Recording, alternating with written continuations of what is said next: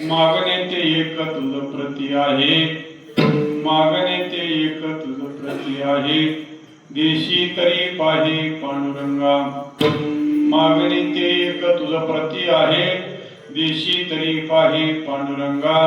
या संताशी निर्विहेची मज देही, अनेक तुझे काही न मागे तुझ. तुका म्हणे आता उदार तू होई, मज ठेवी पायी संतांची. तुका म्हणे आता उदार तू होई, मज ठेवी पायी संतांची. या संताशी निर्विहीची मज देई, अनेक तुझे काही न मागे तुझ. विठाला विठाला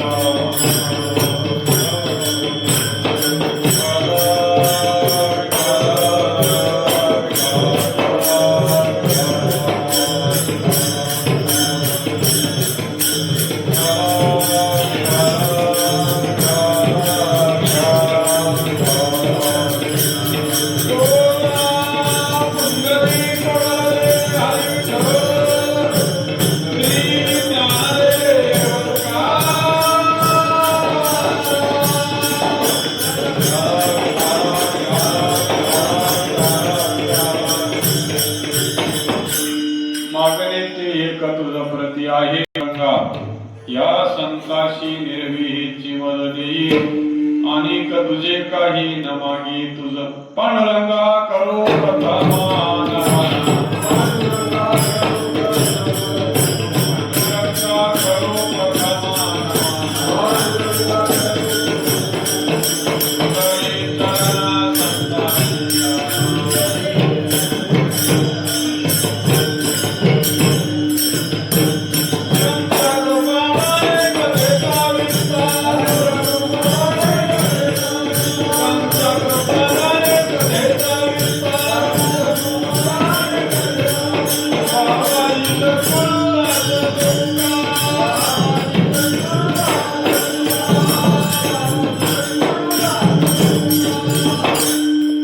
पांडुरंगा करो प्रथम अनुमान, दुसरे चरणा संतांची. त्यांच्या कृपादाने कथेचा विस्तारो, बाबाजी सद्गुरु दास तुका.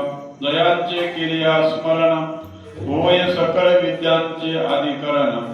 तेची वंदो श्रीचरण श्री गुरूंचे, ते नमस्कारुणी आता.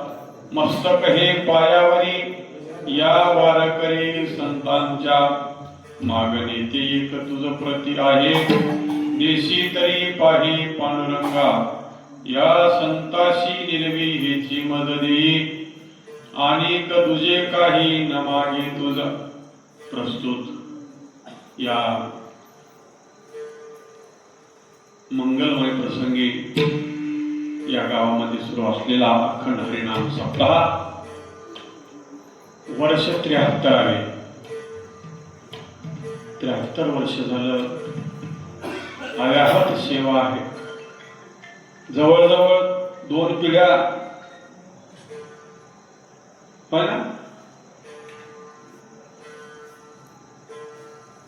आणि कितीतरी महत्भागांचं योगदान यामध्ये आहे. असा हा अखंड हरिनाम सप्ताह आजची महाजागराची सेवा सेवेकरता घेतलेला अभंग जगद्गुरु तुकोबा यांचा बहुतेक सर्वांच्या पाठातला असा अभंग आहे. हा अभंग पाठ नाही असा भजनातला माणूस नाही.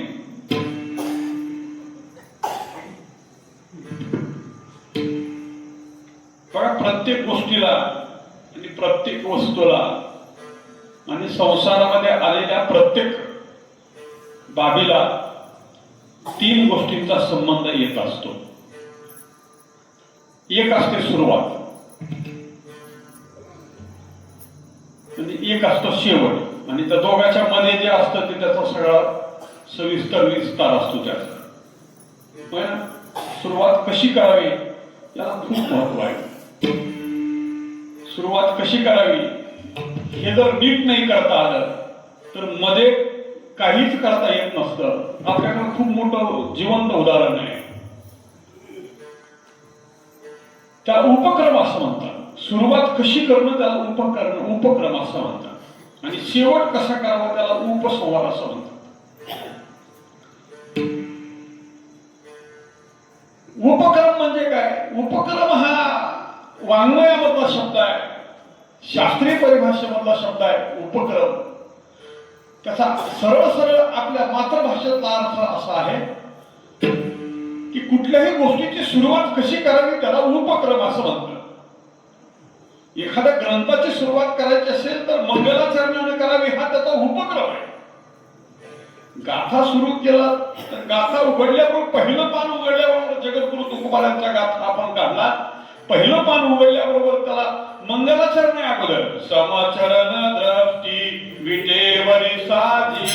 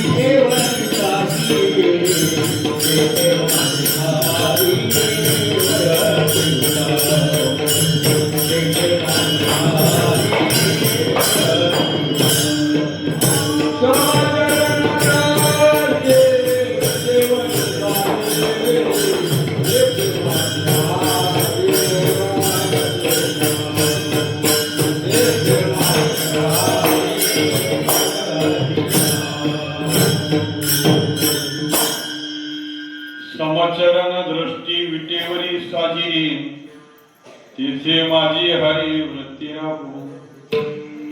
जगद्गुरु तुकोबारांनी केलेलं मंगलाचरण आहे. मंगल आहे. सकळ मंगळ निधी श्री विठ्ठलाचे नामाधी. मंगल आहे. मंगल करण्याची पद्धती आहे. सुरुवात कशी करावी? मंगलानं करावी लागते. भगवंताच्या सगुण रूपाचं ध्यान करून करावी लागते. ही सुरुवात करण्याची पद्धत त्याला उपक्रम असं म्हणतात. शेवट कसा करावा त्यालाही मर्यादा आहे, त्याला सुद्धा नियम आहे. आम्ही शाळेत असताना एक पत्र नावाचं प्रकरण होतं. त्याला पत्र नावाच्या प्रकरणाला 15 मार्काचा प्रश्न असायचा परीक्षेमध्ये. किती मार्क? 15 मार्क. एकच प्रश्न, त्याला 15 मार्क. त्याच्यापैकी सुरुवात कशी करावी त्याला 5 मार्क. त्याला जर सुरुवात नीट नाही करता आली तर 5 मार्क गेले. सुरुवात कशी करावी याला किती मार्क? 5 मार्क. गृहीत धरा, वडिलांना पत्र लिहायचे, परम पूज्य पिताजींच्या चरणी साष्टांग दंडवत, एवढं लिहिलं, झाले 5 मार्क. आणि मध्ये सगळी रेग वडली आणि खालच्या कडाला लिहिलं आपला आज्ञा झाले 5 मार्क. मध्ये जेवढा पसारा लिहिलेला असतो त्याला 5 मार्क. होय ना? एकच वाक्य लिहिलं त्याला 5 मार्क आणि आपला आज्ञाधारक लिहिलं त्याला 5 मार्क. म्हणजे सुरुवात मी व्यवस्थित केली की त्याला 5 मार्क. जसं त्याला महत्व आहे तसं ग्रंथ सुरुवात करताना तिथं सुद्धा मंगलाचरण करणं हा त्याचा उपक्रम आहे. ज्ञानोबारायांनी ज्ञानेश्वरी लिहिली, पहिला श्लोक पुढेच राहिलाय, धर्मक्षेत्री कुरुक्षेत्री समवेता युयुत्सवा मामका पांडवाश्चैव किंवा कुरुवत संजय. पुढे राहिला श्लोक तो, पण सुरुवात करताना ज्ञानोबाराय करतात ओम नमो ज्याद्या वेद प्रतिपाद्या जय जय स्वसंवेद्या आत्मरूपा. सुरुवात करणं आहे. याला काय म्हणायचं? उपक्रम असं म्हणतात. आणि ज्याला सुरुवात करता येत नाही त्याला मध्ये काही लिहिता येत नसतं. आपल्याकडे खूप मोठं जिवंत उदाहरण आहे चांगदेव महाराजांचं, आहे ना? चांगदेव महाराजांचं जिवंत उदाहरण आहे, आपल्याकडे प्रसिद्ध आहे, सगळ्यांना माहिती असलेलं आहे. चांगदेव महाराज, आता आपल्याकडे इतर जमलेल्या माणसाला कोणाला विचारलं तर तुमचं वय किती कुणी सांगेल 25 वर्ष, कुणी सांगेल 50 वर्ष, कुणी 75 वर्ष सांगेल, कुणी 100 सांगेल. चांगदेव महाराजांचं वय किती? 1400 वर्ष जगलेला महात्मा, योगी पुरुष, मेलेली माणसं उठवणार, होय ना? असा महात्मा, पण त्यांना ज्ञानोबारायांना पत्र लिहायची वेळ आहे. बरोबर आहे ना? सर्वांना माहिती आहे ना? ज्ञानोबारायांना पत्र लिहायची वेळ आली. त्यांच्या कानावर आलं की ज्ञानोबारायांनी भिंत चालवली, ज्ञानोबारायांनी रेडा बोलवला, कानावर आलं रेडा बोलवला, भिंत पुढे चालवली. चांगदेव महाराजांनंतर पैठणला शुद्धीपत्र आणायला गेल्यानंतर रेडा बोलवला आणि ही बातमी त्यांच्या कानावर आली. खरं का खोटं बघण्यासाठी त्यांनी शिष्य पाठवला. शिष्य मंडळीने सांगितलं काय नसतं महाराज, काय बी लोक गप्पा म्हणतात, काही खरं नाही. आता काय माणसं काय थोडी लबाडत म्हणतो का? लबाडाचा बाजार आहे सगळा. शिष्य म्हणायला लागले. आणि महाराजांच्या जवळ, पुढाऱ्याच्या जवळ अशा माणसाची काही कमी नसते. तसं त्या चांगल्या महाराजांच्याकडे खूप शिष्य होते, ते म्हणायला लागले काही खरं नाही, तुम्ही आमचं ऐका. पण चांगल्या महाराजांनी शिष्य पाठवला म्हणे, मला रेडा बोलवला की माझ्या मनाला हुरहुरू लागली म्हणे. रेडा बोल, आम्ही मेलेली माणसं उठवतो पण रेड्याला बोलवता आलं नाही. चांगदेव महाराज समाधीतून जागा होण्यापूर्वी तिथं अवतीभोवती माणसं मेलेली आणून टाकीत होते लोक. का? तर ह्यांच्या समाधीतून जागा झाल्याने ह्यांनी बघितलं की माणसं उठत होती. खूप मोठी किमया होती त्यांची. तर चांगदेव महाराज उठल्यानंतर, समाधीतून जागा झाल्यानंतर मेलेली माणसं उठवतात म्हणून एखाद्याचं घरचं जर कुणी केलं तर तिथं आणून टाकायचं, राखीत बसायचे.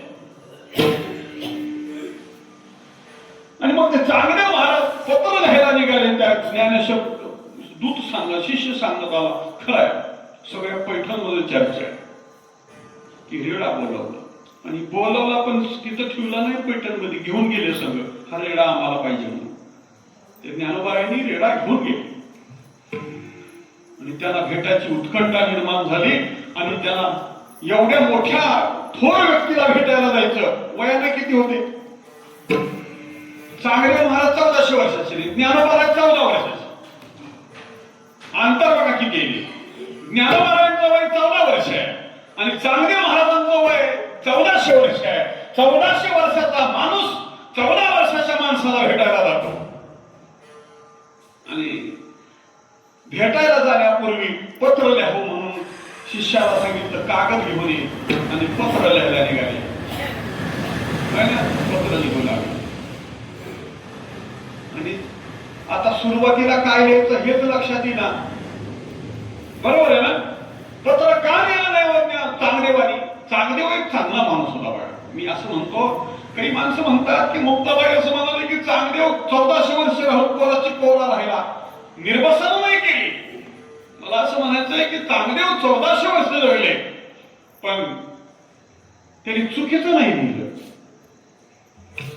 आणि मला तुमच्या पुढे एक मुद्दा ठेवायचा आहे.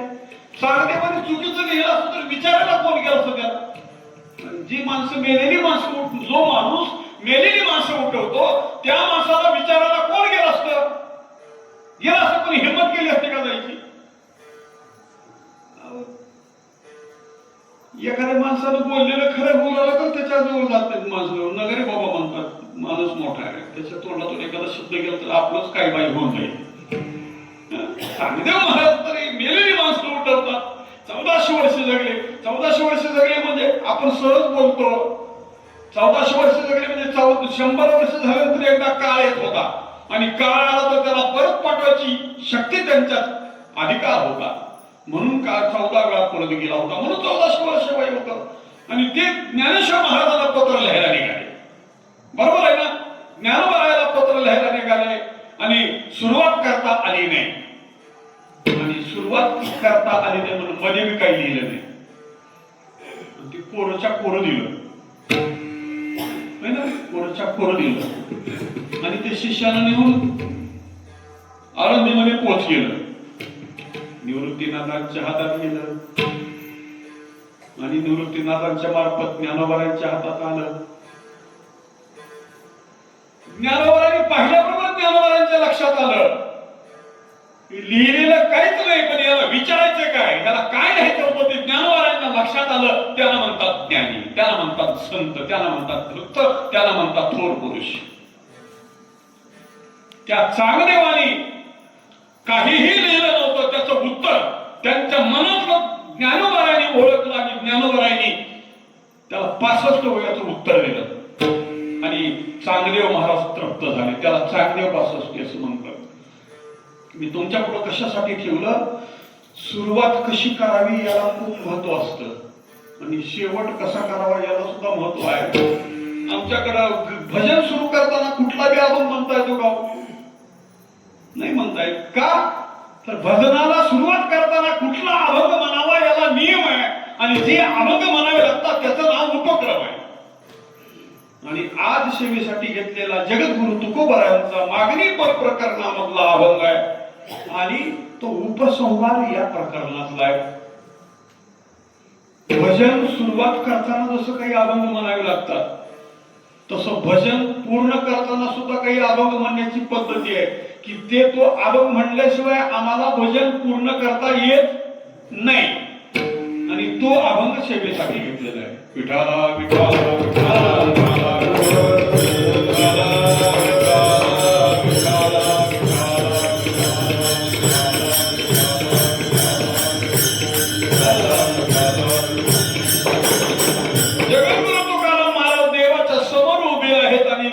संवाद करतात, देवाला बोलत आहेत आणि देवाकडे मागणी करतात. मागणी केली तुकाराम महाराजांनी.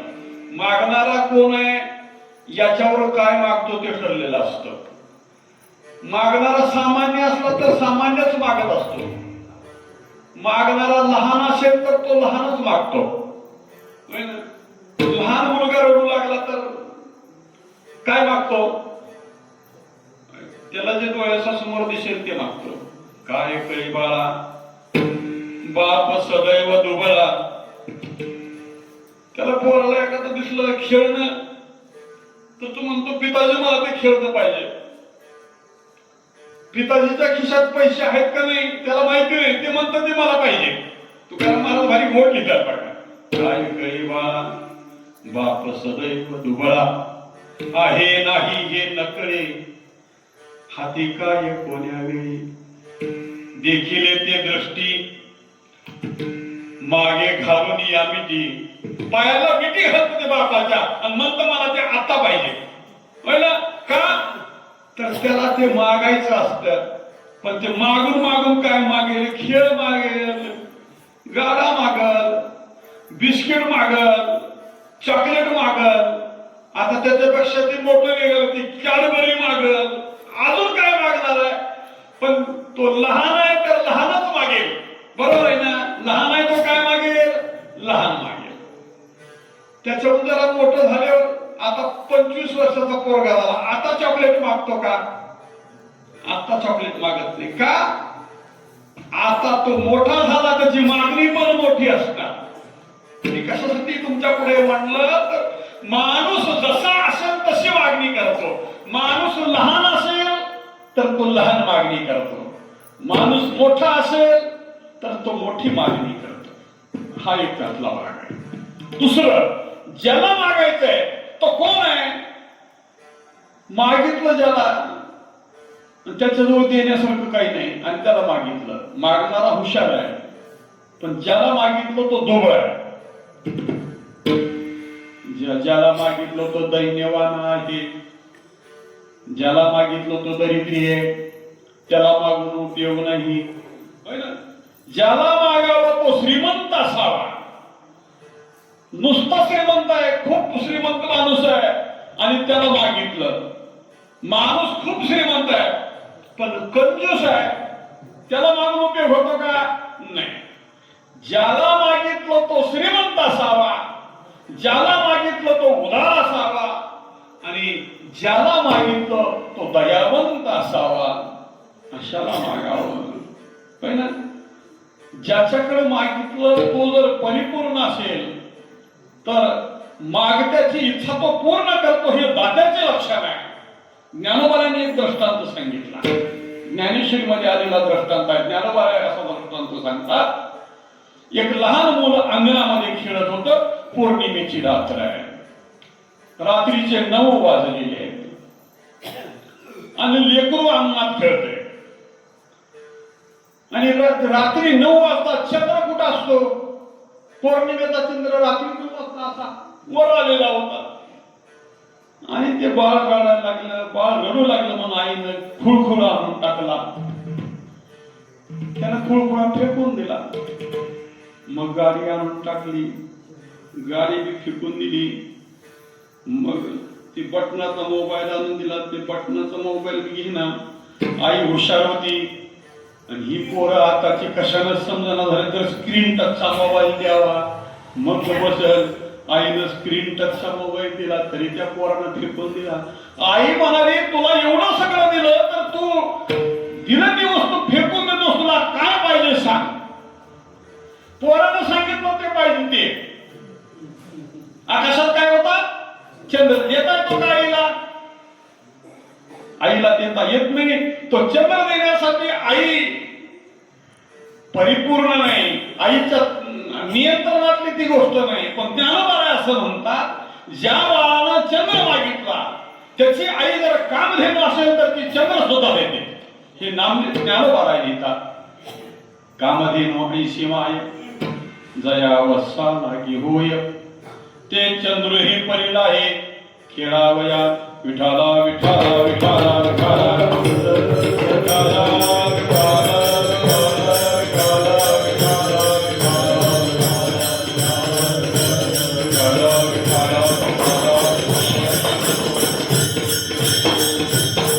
म्हणून ज्याला मागायचंय तो श्रीमंत असावा, ज्याला मागायचं तो उदार असावा, ज्याला मागायचंय तो परिपूर्ण असावा. जगद्गुरु तुकाराम महाराज त्या परमेश्वराला मागतात, त्या परमात्म्याला मागतात की ज्या परमात्म्यानं जगाला किती बी दिलं तरी त्याच्याकडचं श्रीमंती कमी होत नाही.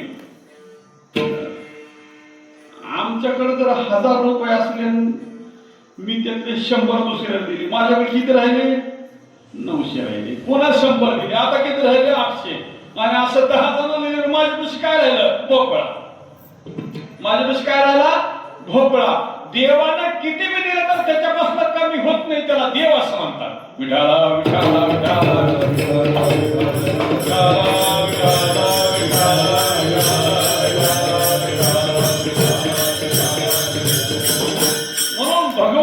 देवाचं वर्णन करताना देवाला म्हणतात देवाकडे 6 गुण आहे.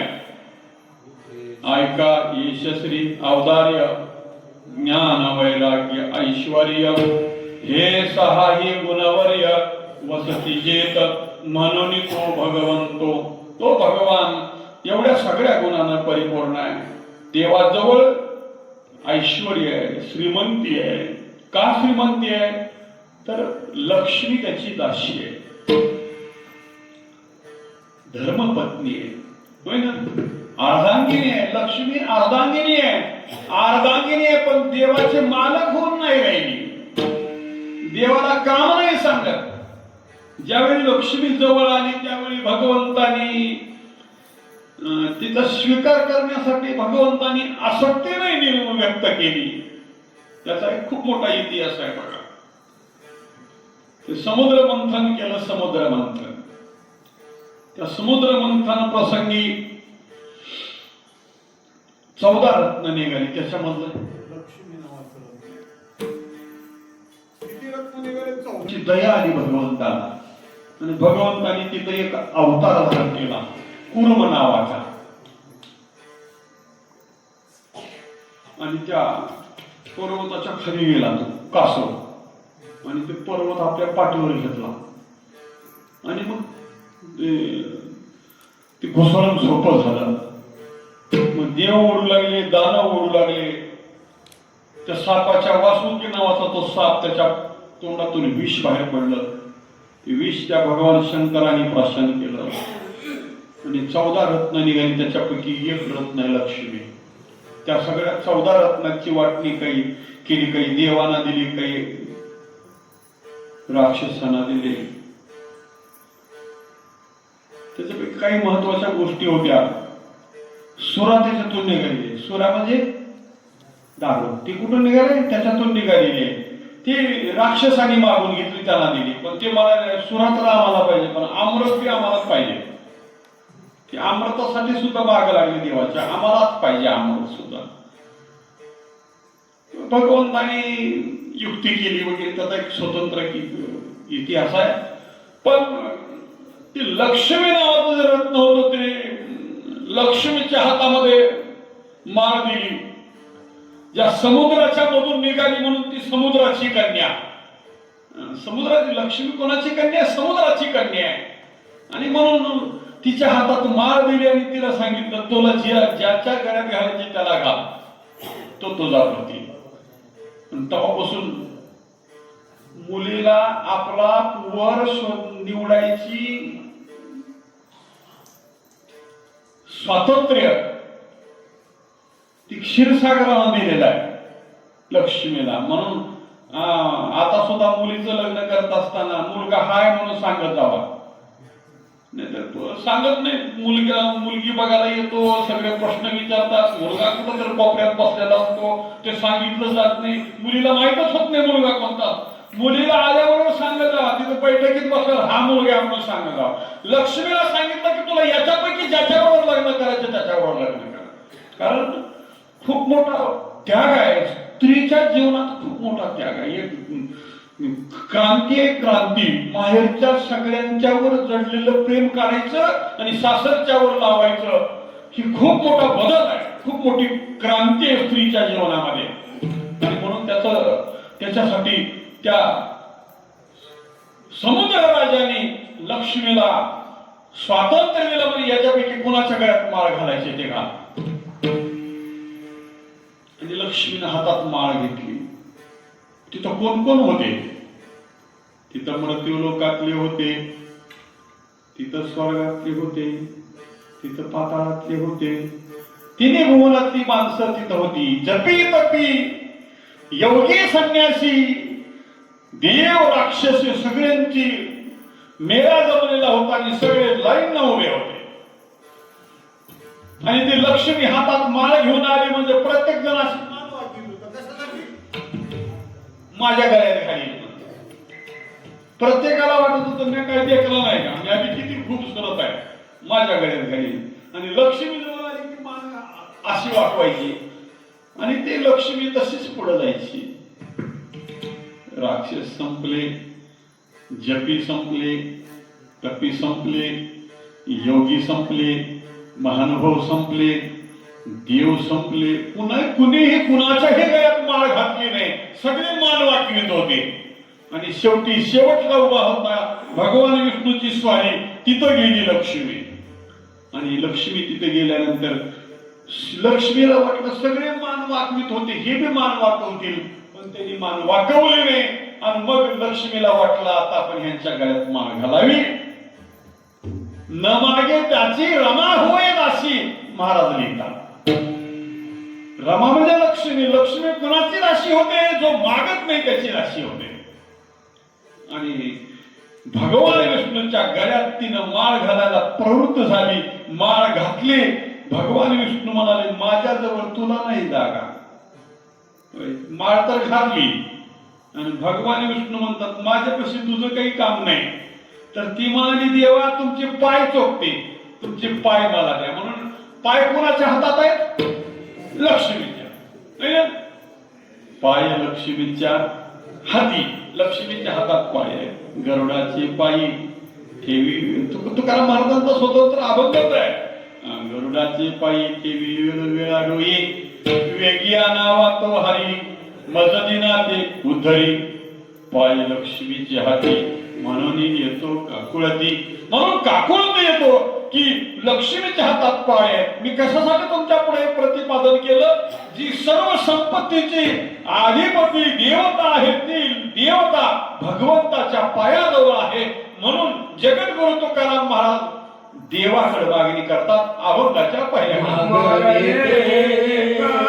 तुझा प्रति आहे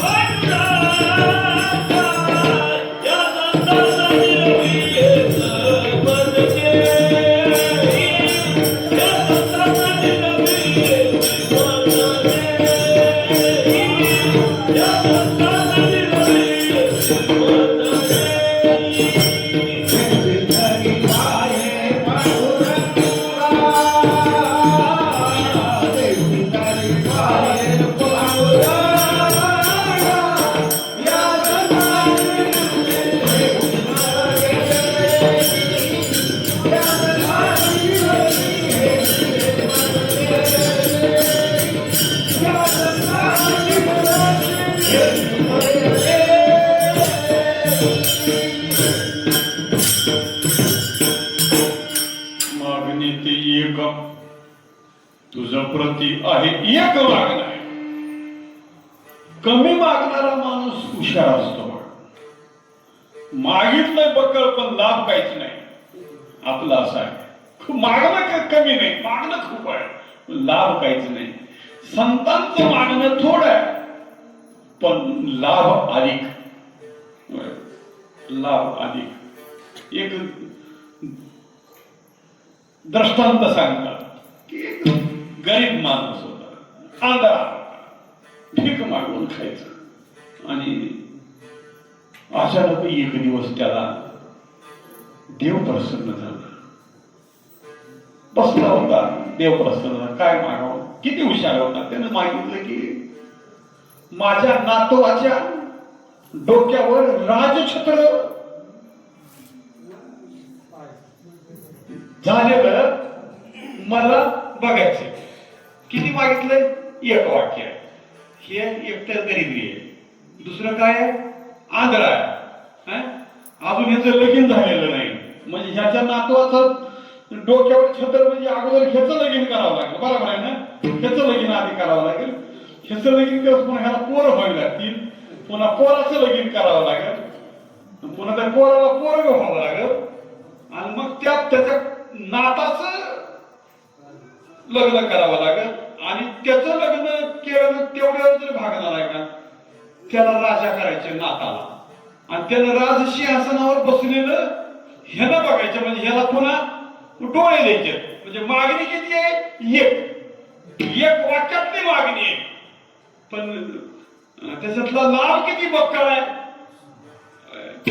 हुशार मागण्याची माणसाची मागणी आहे. ज्याला मागतोय तो जर देणारा असेल, समर्थ असेल, संपन्न असेल, तर त्याला किती मागावं? थोडं मागावं, एक मागावं. तसं तरी मागणं हरिभक्तीमध्ये जो हरिदास असतो तो मागत नसतो, आणि जो मागत असतो तो खरा हरिदास नसतो. देवाला कोण आवडतो? देवाला जो मागत नाही तो आवडतो. काही न मागे कोणाशी तोची आवडे देवाशी. देवाला कोण आवडतो?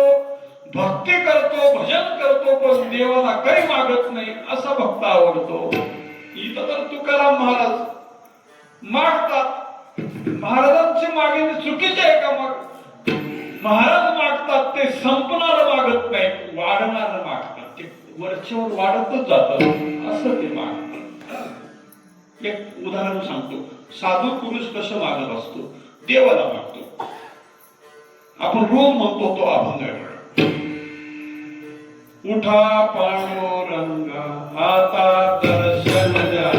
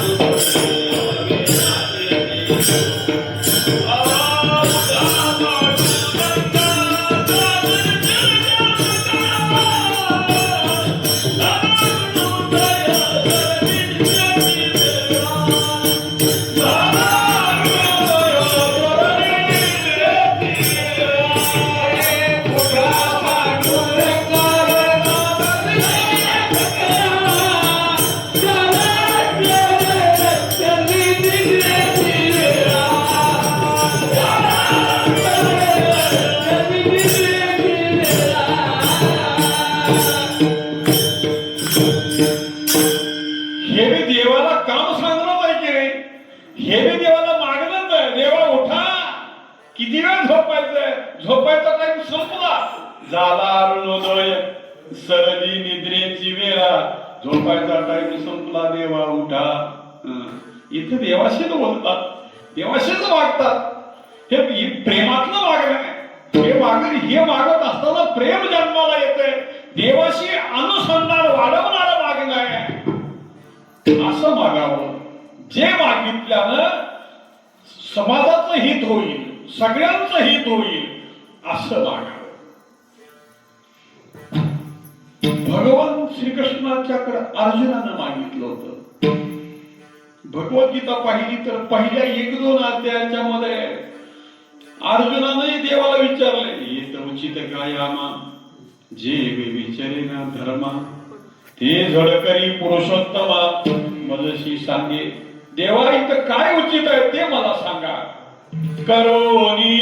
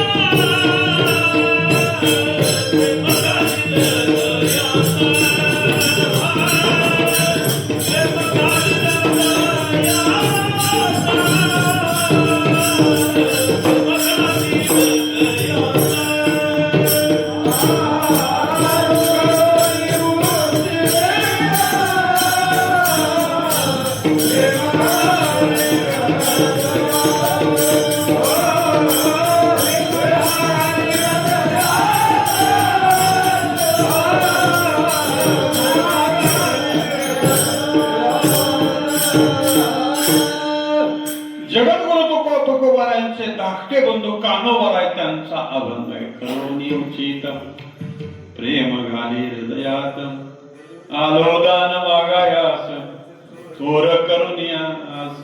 देवा तुमच्याकडे दान मागायला आलो, दान द्या. मागणी अशी आहे की जे मागितल्यानंतर देवाकडे प्रेम मागितलं जातं आणि त्या प्रेमानं अनेक दीनदुबळ्यांचं हित होतं, दीनदुबळ्यांचं कल्याण होतं. अशा प्रकारची मागणी उचित, त्याला म्हणायचं उचित मागणी. अशी मागणी मागावी जे मागणं उचित असावं, जे मागणं देवाला मान्य असावं अशी मागणी मागावी. जे मागितल्यानं देवाकडून घेतलेली जी वस्तू आहे ती वस्तू जशीच्या तशी भगवंताकडे शाबूत राहते अशा प्रकारची मागणी मागावी. दिल्यानं कमी होत नाही. आणि देव असाच आहे, जोडीले हे नसरे धन अविनाश आनंद घन अमूर्त मूर्ती मधुसूदन समचरणी देखीला जुनाट जुगादीचे नाणे बहुता काळाचे ठेवणे लोपले होते पारिकेपणे ठाव चळणे चुकविला. असा भगवान आहे की तो परिपूर्ण आहे. आणि त्या भगवंताकडे तुकाराम महाराज म्हणतात एक मागणी पाहिजे. नाहीतर मी तुमच्याकडे आलो, महाराज आले म्हणून तुम्ही मला वस्तू मागितल्या म्हणून दिली आणि आज दिली म्हणून मी पुन्हा तुमच्याकडून दुसऱ्या दिवशी मागायला आलो. का मी एकच मागतो. काल एक मागितलं तू पुन्हा आज मी एकच मागायला आलो. म्हणजे रोज एक वेगळं मागायला येतो. ते एक मागणं आहे का? नाही, ते एक मागणं नाही. तुकाराम महाराज एकदाच मागतात आणि एकच मागतात. एक मागणे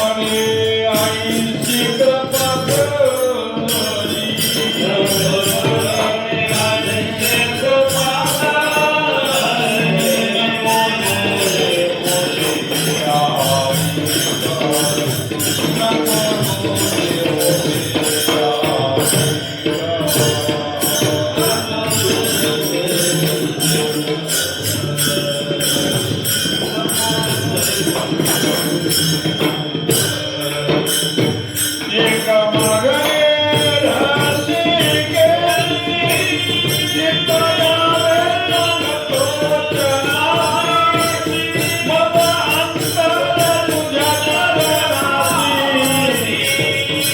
पडे आईची कृपा करी. एक मागणे राशी केली, चित्तयावे तोच नाही,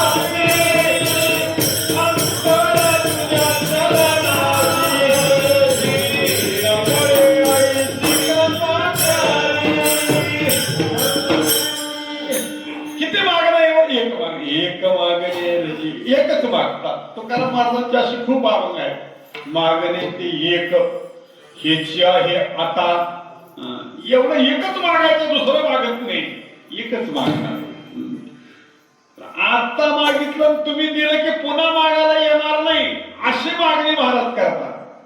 मागणे ते एक तुझं प्रती आहे. इथं या सेवेकरता घेतलेल्या अभंगामध्ये सुद्धा जगद्गुरु तुकाराम महाराज देवाला म्हणतात, देवा एकच मागणी, तुमच्याकडे एकच मागणी आहे, मागावं खरं. बरं का, मागावं खरं. जो ज्याच्याकडे मागितलंय तो जरी श्रीमंत असला, तो जरी उदार असला, त्यानं जरी किती बी लोकांनी पहिलं दिलं असलं, तर मला दिलंच पाहिजे असं म्हणू नये. मला आवश्यकता होती, तुम्ही दिलं तर बरं होईल असं मानिराव. देणाऱ्याला कधी मला सगळं दिलं पाहिजे, आणि देणारे कसे असतात, सावकाराकडे गेलं तर सावकारला 1,00,000 मागितलं तर ती म्हणते नाही, तो नाही रे आता पैसे, तर 10,000 घेऊन जा. मागितलं किती? 1,00,000, आणि ते किती म्हणते? 10,000 घेऊन जा. म्हणजे देणारा पूर्ण मागणी पूर्ण करत नाही, अशा प्रकारची मागणी केली जाते. तुकाराम महाराजांनी मागितलंय, देवाला मागितलंय, देण्यासाठी देव समर्थ आहे, तरी सुद्धा तुकाराम महाराज दिलंच पाहिजे असं नाही म्हणा. मग काय म्हणतात? देशी तरी पाहे पांडुरंगा, पांडुरंगा, देशी तरी पाहे पांडुरंगा,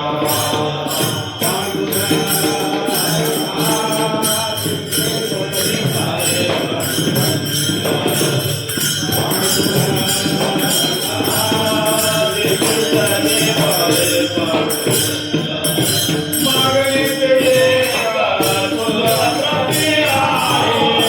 मागणी ते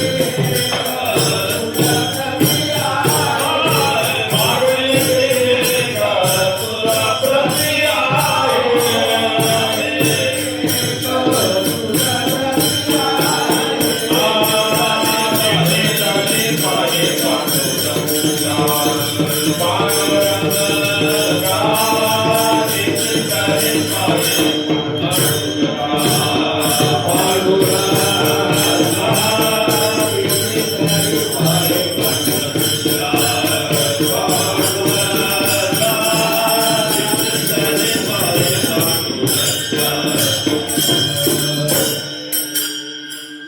मागणी काय मागणी केली आहे? मागणी ते एक तुझं प्रती आहे. देवा तुमच्याकडे एक मागणी आहे, एकच मागायचंय. महाराज काय पाहिजे तुम्हाला? महाराज म्हणाले मला एक